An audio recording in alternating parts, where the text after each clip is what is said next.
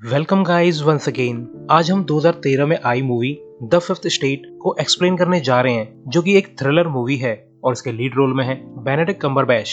Movie की शुरुआत में हमें जुलाई 2010 लंदन का सीन दिखाया जाता है, जहां पर हमें द गार्डियन न्यूज़पेपर का ऑफिस दिखाया जाता है। हम देखते हैं द गार्डियन न्यूज़पेपर में एक आर्टिकल छपा है जिसके हिसाब से अफगान वॉर से रिलेटेड सीक्रेट फाइल्स लीक हो गई हैं और सभी न्यूज में यही खबर आ रही है कि 90,000 से भी ज्यादा यूएस मिलिट्री रिकॉर्ड लीक हुए हैं और इन्हें लीक करने वाली ऑर्गेनाइजेशन का नाम विकिलीक्स है।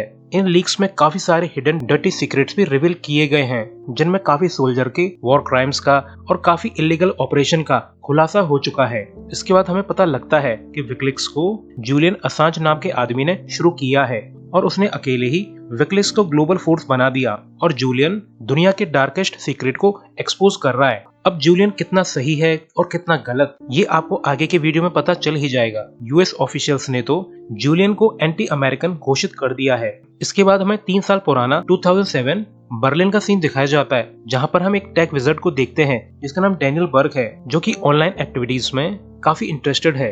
डैनियल किसी से सीक्रेटली चैट कर रहा होता है और दूसरे आदमी ने डैनियल को एक जगह पे मिलने बुलाया है। फिर डैनियल अपने ऑफिस से निकल जाता है। इसके बाद हमें केओस कम्युनिकेशन कांग्रेस दिखाई जाती है, जहां पर एक एग्जीबिशन चल रहा होता है। यहाँ पर डैनियल की मुलाकात उस आदमी से होती है जिसे वो चैट कर रहा था। इस आदमी का नाम जूलियन असांज है। यहाँ हमें पता चलता है कि डैनियल ऑनलाइन एक्टिविटी में काफी इंटरेस्टेड है, तो इसी इंटरेस्ट की वजह से वो जूलियन के कांटेक्ट में आया है और फिर ये दोनों ईमेल से चैट करना शुरू हो गए। इसके बाद जूलियन विकिलीक्स के ऊपर प्रेजेंटेशन देते हुए बताता है कि दुनिया में बहुत सारे ऐसे सीक्रेट्स हैं जो पब्लिक को पता होने चाहिए, मगर पब्लिक को अंधेरे में रखा जाता है और हमारा काम है इन सीक्रेट्स को सामने लाना और विकिलीक्स दुनिया को बदल के रहेगी। मगर गाइस, जूलियन का प्रेजेंटेशन हॉल बिल्कुल खाली पड़ा है, कोई भी इस पर ध्यान नहीं दे रहा है, मगर जूलियन को इससे कोई ज्यादा फर्क नहीं पड़ता। इसके बाद डैनियल और जूलियन अपनी लाइफ की बातें शेयर करते हैं, अपने आइडियल्स शेयर करते हैं और शायद डैनियल जूलियन के आइडियल्स को काफी एडमायर करता है। इसके बाद ये दोनों अपने लैपटॉप से चैट करना स्टार्ट कर देते हैं, क्योंकि गाइस आपने सुना होगा दीवारों के भी कान होते हैं मगर शायद आंख नहीं होती। जूलियन बताता है कि ये चैट बिल्कुल सिक्योर है, यहाँ हम बिना फिक्र किए आराम से चैट कर सकते हैं कि मैंने अपनी 20s में एक टूल क्रिएट किया था जो कि सेंसिटिव इंफॉर्मेशन को फेक डाटा की लेयर के नीचे छुपा कर रखता है और विकिलीक्स भी इसी आइडिया पर बेस्ड है। यानी कोई कितना भी कोशिश कर ले, वो विकिलीक्स के इंफॉर्मेशन सोर्स को ट्रेस नहीं कर सकता, और अगर कोई ट्रेस करना भी चाहे तो उसे सिर्फ फेक डाटा ही मिलेगा, यानी हमारा डाटा बिल्कुल अनट्रेसेबल है। इसके बाद ये दोनों अपने फर्स्ट टारगेट जूलियस बायर के बारे में बात करते हैं, जो कि असल में एक स्विस बैंक है और ये बैंक $400 बिलियन को मैनेज करती है और ऑफशोर सीक्रेसी लॉ यूज करके रिच पीपल का पैसा छुपाती है। और डैनियल, किसी ने हमारी वेबसाइट के प्लेटफॉर्म पर जूलियस बायर बैंक की इन्फॉर्मेशन लीक की है और वो इन्फॉर्मर शायद जूलियस बायर बैंक का है। हमें पहले लीक हुई डॉक्यूमेंट्स को वेरीफाई करना होगा, तभी हम उन्हें अपनी वेबसाइट पर पब्लिश कर सकते हैं, क्योंकि हम सिर्फ ट्रुथ रिवील करते हैं और इन डॉक्यूमेंट को वेरीफाई करने का काम तुम्हारा है। जूलियन एक सलाह देकर निकल जाता है कि जिस टाइम तुम डॉक्यूमेंट पर काम कर रहे होगे बेहतर होगा तब तुम ऑफलाइन रहो। इसके बाद डैनियल एक सिक्योर लाइन से जूलियस बैंक के वेल्थ मैनेजमेंट डिपार्टमेंट कॉल करता है और उनसे कुछ लोगों के नाम पता करता है और फिर वो विकिलीक्स की सिक्योर चैट पर इन्फॉर्म करता है कि जूलियस बैंक के डॉक्यूमेंट उसके खुद के ही किसी एम्प्लॉय ने भेजे हैं और ये डॉक्यूमेंट बिल्कुल रियल हैं। और गाइस, इन लोगों को इस काम में काफी मजा आ रहा है। इसके बाद डैनियल थॉमस बेलमन नाम के आदमी से मिलता है, जो कि जूलियस बैंक के लिए काम करता है और ये आदमी भी विकिलीक्स चैट ग्रुप में मौजूद है। थॉमस बताता है कि जूलियस बैंक टैक्स इवेजन में रिच पीपल की मदद कर रही है और लास्ट ईयर बैंक ने 30 बिलियन का टैक्स रेवेन्यू इवेट किया था। और फिर थॉमस डैनियल को इन डिटेल बताने लगता है कि बैंक असल में क्या कर रही है। डैनियल फिर जूलियन को इन्फॉर्म करता है कि जूलियस बैंक की केमैन आइलैंड वाली ब्रांच इलीगल एक्टिविटीज में शामिल है। इसके बाद नेक्स्ट डे जूलियस बैंक की वेल्थ मैनेजमेंट वाली लेडी अपने बॉस को इन्फॉर्म करती है कि सर, बहुत बड़ी गड़बड़ हो गई है, जल्दी से विकिलीक्स की वेबसाइट चेक कीजिए। जब बॉस चेक करता है तो उसे पता चलता है कि विकिलीक्स ने जूलियस बायर बैंक के बारे में इंफॉर्मेशन लीक की है कि बैंक टैक्स इवेड कर रही है। इसके बाद जूलियस बैंक जल्दी से विकिलीक्स वेबसाइट के खिलाफ लीगल एक्शन ले लेती है और विकिलीक्स पर लॉ सूट फाइल कर देती है और इस वजह से डैनियल और उसकी गर्लफ्रेंड काफी वरिड हैं। डैनियल बताता है कि बैंक कोर्ट के थ्रू हमारी वेबसाइट को बंद करवाना चाहती है। इसके बाद जूलियन पब्लिक के लिए मैसेज डालता है कि हमारी वेबसाइट बंद हो चुकी है। अगर आपको जूलियस बायर के बारे में ट्रुथ जानना है तो आप लोग हमारे मिरर वेबसाइट चेक कर सकते हैं। मगर जब बैंक ने इनकी वेबसाइट को बंद करवाया तब काफी सारे न्यूज़पेपर ने विकिलीक्स की मिरर वेबसाइट को कांटेक्ट किया था और वेबसाइट का ट्रैफिक बढ़ने लगा और अब डैनियल और जूलियन काफी खुश हैं। भले ही वेबसाइट बंद हो गई हो, मगर बैंक के रिच कस्टमर्स के खिलाफ कार्रवाई चालू हो गई है। तभी इन्हें एक और गुड न्यूज मिलती है कि कोर्ट जज ने विकिलीक्स पर से इंजेक्शन हटवा दिया है, यानी विकिलीक्स फिर से ऑनलाइन है। और अब इनकी खुशी का ठिकाना नहीं था कि उन लोगों ने $1 बिलियन बैंक का काम तमाम कर दिया। मगर जब डैनियल विकिलीक्स की पूरी टीम के साथ सेलिब्रेट करना चाहता है, तब जूलियन बात को घुमा देता है। असल में गाइस, जूलियन ने डैनियल को बताया था कि विकिलीक्स पर 100 से भी ज्यादा लोगों की टीम काम कर रही है, मगर असल में इस वेबसाइट को सिर्फ जूलियन और डैनियल चला रहे हैं। और इस बात का डैनियल को भी पता नहीं है कि विकिलीक्स पर जिन लोगों से वो चैट करता है वो सभी लोग एक ही आदमी है, और वो है जूलियन। और जब डैनियल को जूलियन की सच्चाई पता चलती है तो वो काफी ज्यादा परेशान हो जाता है कि जूलियन उसे धोखा दे रहा है। जूलियन डैनियल को एक आर्टिकल दिखाकर बताता है कि मैं पहले भी सीक्रेट लीक करता था, मेरे भी काफी हैकर दोस्त थे, मगर जब फेडरल पुलिस ने हमें ट्रैक डाउन किया तो मेरे ही दोस्तों ने मुझे फंसा दिया। वो लोग मेरे ही अगेंस्ट विटनेस बन गए और फिर मुझे जेल हो गई। तुम्हें क्या लगता है मेरे बाल सफेद क्यों हो गए? और ये सब बोलते बोलते जूलियन इमोशनल होने लगता है। वो कहता है कि मैं टीम को छोटे से छोटा रखना चाहता हूँ, और बेचारा डैनियल जूलियन की बातों में आ जाता है। इसके बाद विकिलीक्स पर काफी इन्फॉर्मेशन लीक हुई, जैसे तिब्बतियन प्रोटेस्ट की 35 वीडियोस। इन्होंने हर तरह की फाइल लीक की हैं, जिन्हें छुपाया जा रहा था। अब धीरे धीरे विकिलीक्स की फैन फॉलोइंग और टीम बढ़ने लगती है, मगर इस ट्रैफिक से वेबसाइट पे लोड पड़ने लगता है और इन्हें न्यूज सर्वर लगाने पड़ते हैं। और इस समय जूलियन की मुलाकात द गार्डियन न्यूज़पेपर के एक जर्नलिस्ट से होती है, और ये लोग एक दूसरे को पसंद नहीं करते, क्योंकि गार्डियन न्यूज़पेपर वालों को लगता है कि विकिलीक्स उनका काम चोरी कर रहा है और विकिलीक्स की वजह से गार्डियन न्यूज़पेपर कम बिक रहा है। इसके बाद डैनियल जूलियन को मार्कस नाम के आदमी से मिलवाता है। मार्कस एक गजब का हैकर है। मार्कस बोलता है कि डैनियल ने मुझे तुम्हारे बारे में काफी कुछ बताया है, तो मैंने तुम्हारा बैकग्राउंड चेक किया।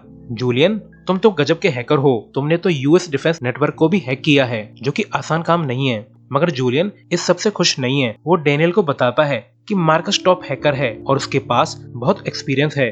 मगर ये अच्छी न्यूज नहीं है, क्योंकि इतने एक्सपीरियंस वाले आदमी के खुद के भी कुछ एम्बिशन होते हैं। ऐसे लोग दूसरों की बातें या ऑर्डर नहीं सुनते। इसके बाद हमें पता चलता है कि डैनियल की नौकरी भी चली गई है और गार्डियन न्यूज़पेपर भी विकिलीक्स से कम्पीट कर रहा है, या वाइस वर्सा। इसके बाद डैनियल अपनी गर्लफ्रेंड को बताता है कि अब हमारे काम को काफी अप्रिशिएट किया जा रहा है, लोग हमारे काम के लिए डोनेशन भी दे रहे हैं और हमें पहले से भी काफी ज्यादा लीक्स मिल रही हैं। मगर अब डैनियल के गर्लफ्रेंड, जिसका नाम आंके है, वो खुश नहीं है, क्योंकि डैनियल उसे सही से टाइम नहीं देता है। और आंके डैनियल के लेटेस्ट काम से भी खुश नहीं है, क्योंकि इन लोगों ने ब्रिटिश नेशनल पार्टी मेंबर्स को एक्सपोज कर दिया है।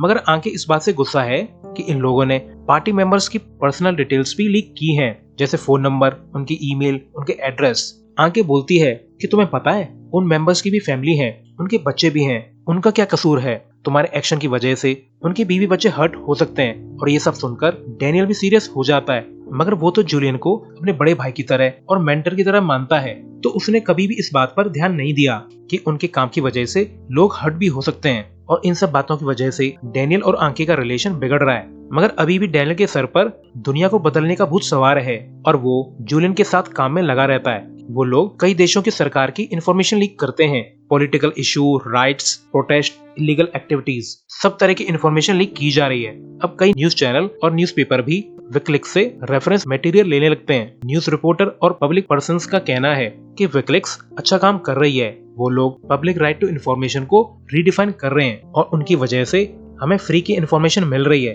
और ये 21st सेंचुरी में काफी बड़ी बात है। इसके बाद हमें कीनिया का सीन दिखाया जाता है, जहां 2 लोगों को खुलेआम रोड पे मार दिया जाता है, और इसी की न्यूज जूलियन को भी मिल जाती है। असल में ये दोनों विकिलीक्स के इन्फॉर्मर हैं और उन्होंने वेबसाइट पर कीनिया में हुए इलीगल एक्टिविटी से रिलेटेड इन्फॉर्मेशन लीक की थी। मगर उन लोगों ने इस इन्फॉर्मेशन में अपना नाम भी मेंशन करवाया था कि उन लोगों ने ही इन इलीगल एक्टिविटीज का पता लगाया है, और सच बाहर लाने के चक्कर में ये लोग मारे गए। और ये सब जानकर जूलियन काफी दुखी है, क्योंकि वो दोनों आदमी जूलियन के दोस्त थे। उन्हें ऐसे मरना नहीं चाहिए था, उन्हें तो हीरो की तरह पेश किया जाना चाहिए था, और वो लोग अच्छा काम करने की वजह से मारे गए। इसके बाद मार्कस डैनियल को समझाता है कि तुम लोग जरूरत से ज्यादा उड़ रहे हो, तुम लोग प्रेसिडेंट, किंगपिन्स, सरकारों के खिलाफ इंफॉर्मेशन लीक कर रहे हो। क्या तुम इतने बड़े लोगों के खिलाफ खड़े हो सकते हो? तुम्हें क्या लगता है विकिलीक्स का सर्वर सिक्योर है? ऐसा नहीं है। जिनके खिलाफ तुम लड़ रहे हो वो लोग आसानी से हजारों टॉप ग्रेड हैकर को हायर कर सकते हैं, और हमारी वेबसाइट अभी तक हैक नहीं हुई है। इसका ये मतलब नहीं है कि हमारी वेबसाइट आगे भी सेफ रहेगी, और अगर उन्हें हमारे बारे में पता चल गया तो हमें एक एक करके हंट किया जाएगा और हमारा अंजाम अच्छा नहीं होगा। मार्कस कहता है कि सच बताऊं तो जूलियन भी काफी डरा हुआ है। इसके बाद हमें यूएस स्टेट डिपार्टमेंट का प्लेन दिखाया जाता है जिस पर सैरा शॉ नाम की लेडी मौजूद थी और उसके सामने जूलियन का फोटो भी मौजूद था। असल में सैरा मिडिल ईस्ट अफेयर्स की अंडर सेक्रेटरी है। सैरा अपने सुपीरियर एनएसए डेप्यूटी सैम कोल्सन को बताती है कि विकिलीक्स ने 9/11 से रिलेटेड फाइल लीक कर दी हैं और इस सब में 5 लाख से भी ज्यादा पेजर मैसेज लीक हुए हैं। सैरा अपने सुपीरियर को बताती है कि विकिलीक्स का क्या एजेंडा है ये हमें पता नहीं है, मगर ये लोग बड़े खिलाड़ी हैं क्योंकि तुम सोच सकते हो कि 5 लाख से भी ज्यादा टेक्स्ट मैसेज लीक करना आम बात नहीं है और उनका इन्फॉर्मर भी काफी हाई लेवल पर मौजूद है और हमें इस सब में पेंटागन को भी शामिल करना पड़ेगा क्योंकि विकिलीक्स हमारी और ज्यादा इंपॉर्टेंट इन्फॉर्मेशन भी लीक कर सकती है। वहीं डैनियल जूलियन को बताता है कि हम लोग फंसने वाले हैं, हमें मार्कस की हेल्प लेनी चाहिए, वो टॉप लेवल हैकर है, वो हमारी वेबसाइट और सोर्सेस को बेटर प्रोटेक्ट कर सकता है। मगर जूलियन कहता है कि मुझे मार्कस पर बिल्कुल भी ट्रस्ट नहीं है। असल में जूलियन विकिलीक्स की मैनेजमेंट को पूरी तरह से अपने हाथों में रखना चाहता है और अब डैनियल और जूलियन के बीच में ट्रस्ट इश्यू आने लगे हैं। इसके बाद ये लोग एक हॉल में प्रेजेंटेशन देते हैं कि पिछले 3 साल में हमने क्या क्या काम किए हैं और किस किस चीज को एक्सपोज किया है। और गाइस इस बार इनके हॉल में काफी भीड़ थी, इन्हें काफी सारा सपोर्ट मिल रहा था। इसके बाद डैनियल के पेरेंट्स जूलियन को डिनर पे इनवाइट करते हैं और जूलियन खुशी से इनविटेशन को एक्सेप्ट कर लेता है, मगर टाइम आने पर जूलियन डिनर पर शामिल नहीं होता और इस वजह से डैनियल और जूलियन के बॉन्ड में दरार आ जाती है। जब डैनियल जूलियन से डिनर पर न आने का रीजन पूछता है तो जूलियन डैनियल के काम में कमियां निकालने लगता है कि जब तुम मौज मस्ती कर रहे थे उस टाइम मैं इंपॉर्टेंट कोड्स लिख रहा था, सभी लोग तुम्हें विकिलीक्स का को-फाउंडर कहते हैं, मगर विकिलीक्स का एक ही फाउंडर है और वो मैं हूँ। और गाइस इतना ही काफी नहीं था, जूलियन डैनियल के सामने ही एक लड़के को रिक्रूट करने लगता है अपने राइट हैंड मैन के तौर पे, यानी जूलियन जल्द ही डैनियल को रिप्लेस करने वाला है। अब बेचारा डैनियल काफी दुखी है। इसके बाद डैनियल दुखी और थका हारा आंके के घर पहुंच जाता है तो आंके उसे अच्छे से रिसीव करती है। आंके बोलती है कि मुझे पता था तुम वापस जरूर आओगे और मुझे ये भी पता था कि जूलियन अच्छा आदमी नहीं है। बेशक जूलियन अच्छा काम कर रहा है मगर उसे अपनी बाउंड्रीज नहीं पता है। तुमने उसके साथ काम करना शुरू किया था मगर अब ये तुम्हारा फर्ज है कि तुम उसे गलत करने से रोको। वहीं एक पार्टी के दौरान जूलियन 2 रिपोर्टर से मिलता है और अपनी झूठी झूठी इमोशनल स्टोरी बताने लगता है और वो अपने व्हाइट हेयर्स के बारे में हर बार अलग रीजन बताता है। मगर इस पार्टी के दौरान अमेरिकन और रशियन एजेंट जूलियन पर नजर रख रहे थे। द गार्डियन न्यूज़पेपर का जर्नलिस्ट निक डेविस जूलियन से पूछता है अब तुमने ऐसा क्या कर दिया जो अमेरिका और रशिया के सीक्रेट एजेंसीज तुम्हारे पीछे पड़ी हैं। और इनकी बातों से पता चलता है कि निक को जूलियन की काफी परवाह है। कुछ दिन बाद इन्हें न्यू लीक्स वीडियो मिलती हैं जिनके हिसाब से एक एयर स्ट्राइक में काफी लोग मारे गए, मगर सरकार ने इस एयर स्ट्राइक में मारे गए लोगों को कोलैटरल डैमेज का नाम देकर मामला रफा दफा कर दिया। मार्कस कहता है कि ये मैटर बहुत बड़ा है, हमें इस लीक से छेड़छाड़ नहीं करनी चाहिए वरना हम मारे भी जा सकते हैं। मगर जूलियन उसकी एक भी नहीं सुनता और वो इस फाइल को कोलैटरल मर्डर का नाम देकर रिलीज करना चाहता है और ऐसा होता भी है। जूलियन इस वीडियो फाइल को काफी मीडिया के सामने रिलीज कर देता है और अब हर चैनल पर इस बारे में न्यूज थी और यही न्यूज सैरा शॉ भी देखती है और वो बहुत ज्यादा गुस्सा है। तभी एनएसए की डिप्टी सैम कोल्सन सैरा से कॉल पे पूछता है कि ये क्या चल रहा है, ऐसी सेंसिटिव वीडियोस कैसे लीक हो सकती हैं? अब कांग्रेस मेरी जान खा रही है, मैं क्या जवाब दूं उन्हें? तो सैरा सिर्फ इतना ही बोलती है कि उन्हें सच बता दो और मैं विकिलीक्स का कुछ करती हूँ। तभी विकिलीक्स वालों के फोन पर अंधाधुंध कॉल आने लगती हैं। जूलियन जल्दी से डैनियल को वार्न करता है कि जल्दी से अपने सिस्टम फोन सब बंद कर दो ताकि हमें ट्रेस न किया जा सके क्योंकि हम लोग खतरे में हैं। तभी एक लेडी इन्हें इन्फॉर्म करती है कि यूएस मिलिट्री के एक आर्मी प्राइवेट को इन्फॉर्मेशन लीक करते हुए पकड़ा गया है और अब यूएस आर्मी को पता है कि उस प्राइवेट ने हमें सीक्रेट्स लीक किए हैं। इन्हें पता चलता है कि एयर स्ट्राइक वाली वीडियो ब्रैडली मैनिंग नाम के प्राइवेट ने रिलीज की है, मगर इस लड़के ने सिर्फ एक वीडियो ही रिलीज नहीं की थी, उसने तो लगभग 5 लाख से भी ज्यादा क्लासिफाइड डॉक्यूमेंट्स लीक किए हैं। और तो और उसने यूएस स्टेट डिपार्टमेंट के इंटरनल कम्युनिकेशन को भी लीक कर दिया था और ये हिस्ट्री में बिगेस्ट लीक है। और ये सब सुनकर डैनियल घबराने लगता है। वहीं अब यूएस आर्मी में ये इंसिडेंट काफी अपर लेवल तक फैल चुका था। एक ऑफिसर बताता है कि हमको लगता है कि ब्रैडली मैनिंग ने अफगानिस्तान और इराक वॉर लॉग्स को लीक कर दिया है, मगर सभी इस बात से परेशान हैं कि मिलिट्री लॉग में उनके सैकड़ों हजारों इन्फॉर्मर्स की आइडेंटिटी इंफॉर्मेशन रिकॉर्डेड है और अगर वो लीक्ड इंफॉर्मेशन किसी भी वेबसाइट पर पब्लिश हो गई तो हमारे सभी इन्फॉर्मर और उनकी फैमिलीज को ढूंढ ढूंढ कर मार दिया जाएगा। वहीं विकिलीक्स वाले बहुत ज्यादा परेशान और घबराए हुए हैं। और यहाँ हमें पता चलता है कि जो भी इंफॉर्मेशन मैनिंग ने रिलीज की है वो जूलियन के पास थी, मगर उसने ये बात किसी से भी शेयर नहीं की।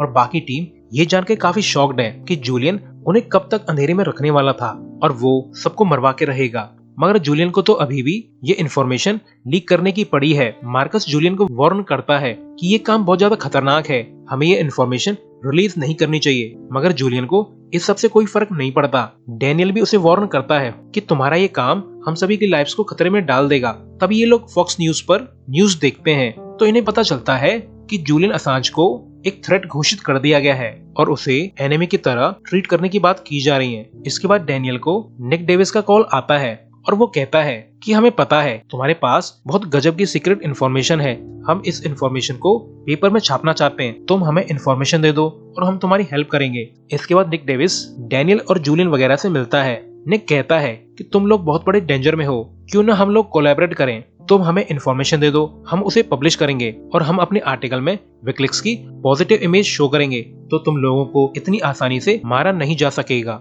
और ऐसा करने से विकिलीक्स एक लेजिटिमेट न्यूज ऑर्गेनाइजेशन बन जाएगी। निक डेविस कहता है कि हमें इन डॉक्यूमेंट से सभी इन्फॉर्मर के नेम्स और उनके पर्सनल डाटा को एडिट करना होगा, क्योंकि ये काफी बड़ा मैटर है और अगर यूएस आर्मी के इन्फॉर्मेंट की इन्फॉर्मेशन लीक हुई तो बवाल खड़ा हो जाएगा। तो काफी सोचने के बाद जूलियन मान जाता है। इसके बाद गार्डियन न्यूज़पेपर वाले काम पे लग जाते हैं। गार्डियन का एडिटर बोलता है कि इस न्यूज को हम अकेले हैंडल नहीं कर सकते, हमें कई और न्यूज़पेपर्स की हेल्प लेनी होगी। और फिर बहुत सारा न्यूज़पेपर स्टाफ काम पर लग जाता है। लाखों की तादाद में डॉक्यूमेंट को एडिट करना आसान काम नहीं है।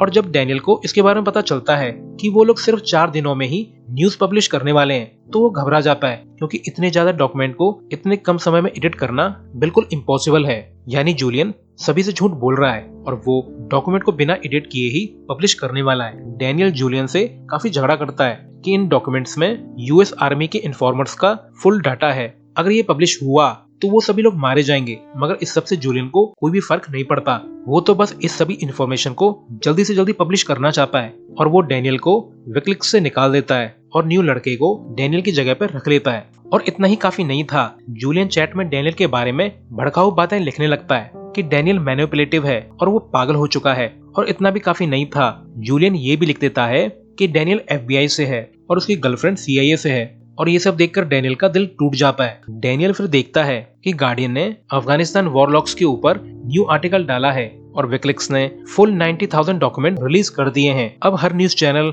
हर न्यूज़पेपर पर सिर्फ वॉरलॉक्स का जिक्र था। और विकिलीक्स ने ये भी बोला है कि उनके पास 2.5 लाख से भी ज्यादा यूएस डिप्लोमेटिक कम्युनिकेशन के रिकॉर्ड हैं। इसके बाद हमें यूएस का स्टेट डिपार्टमेंट दिखाया जाता है। अब गवर्नमेंट का काम बहुत ज्यादा बढ़ जाता है, क्योंकि इन्फॉर्मेंट्स की इन्फॉर्मेशन लीक होने की वजह से वो लोग खतरे में पड़ गए हैं। NSA डिप्टी कॉन्फ्रेंस में बोलता है कि जूलियन असांज और उसके ग्रुप के हाथ खून से रंगे हैं, क्योंकि उनकी वजह से लोग मारे जा रहे हैं और उनकी वजह से अमेरिकन लाइव्स खतरे में हैं। इसके बाद मार्कस डैनियल से मिलकर कहता है कि डैनियल, हमें जूलियन को रोकना होगा, उसकी वजह से पहले ही लोग मारे जा रहे हैं और अब वो और ज्यादा हाई लेवल इंफॉर्मेशन लीक करने वाला है। अब न जाने कितने लोग मारे जाएंगे। तो डैनियल और मार्कस मिलकर विकिलीक्स वेबसाइट को डिलीट करने लगते हैं। और अब डैनियल बहुत ज्यादा दुखी है, क्योंकि उसने कितनी मेहनत करके वेबसाइट को इस लेवल तक पहुंचाया था और आज खुद ही उसे ये वेबसाइट डिलीट करनी पड़ रही है। और अब जूलियन भी काफी शॉक्ड है, क्योंकि अब वेबसाइट उसके कंट्रोल में नहीं है और अब सबमिशन प्लेटफॉर्म भी डिसेबल हो चुका है। यानी अब कोई भी विकिलीक्स को लीक्स और डॉक्यूमेंट सबमिट नहीं कर पाएगा। जूलियन भी अपना सपना, अपना एम्पायर जलता बर्बाद होता हुआ देखकर काफी दुखी है। जूलियन को फिर अपने चाइल्डहुड के फ्लैशबैक आने लगते हैं और ऐसा लगता है कि वो किसी कल्ट या ट्राइब से बिलोंग करता है। डैनियल फिर निक डेविस को बताता है कि असल में जूलियन के बाल व्हाइट नहीं है, वो अपने हेयर डाई करता है और सभी को अपने व्हाइट हेयर्स होने के झूठे रीजन देता है। असल में जूलियन की फैमिली एक कल्ट से थी, जहाँ पे बच्चों के हेयर्स फोर्सफुली व्हाइट कर दिए जाते थे और वो अपने चाइल्डहुड ट्रॉमा की वजह से सीक्रेट रिवील करने से ऑब्सेस्ड है।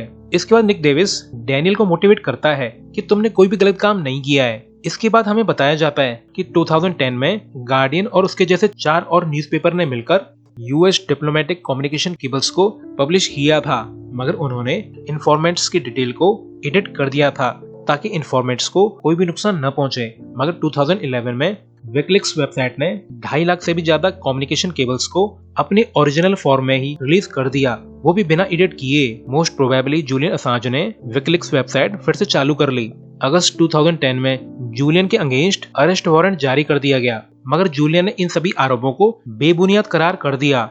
अब जूलियन ने लंदन की इक्वाडोरियन एम्बेसी में शरण ले ली है और अब वो वहीं पे छुपकर रह रहा है। 2011 में डैनियल ने एक बुक लिखी जो कि उसके विकिलीक्स जर्नी के ऊपर थी और इसे पढ़कर जूलियन ने डैनियल पर केस ठोकने की उसे धमकी दी। अब गाइस, कौन गलत है कौन सही ये हम कह नहीं सकते। आपकी क्या राय है ये कमेंट सेक्शन में बताइएगा। सो अभी के लिए goodbye, thanks for watching.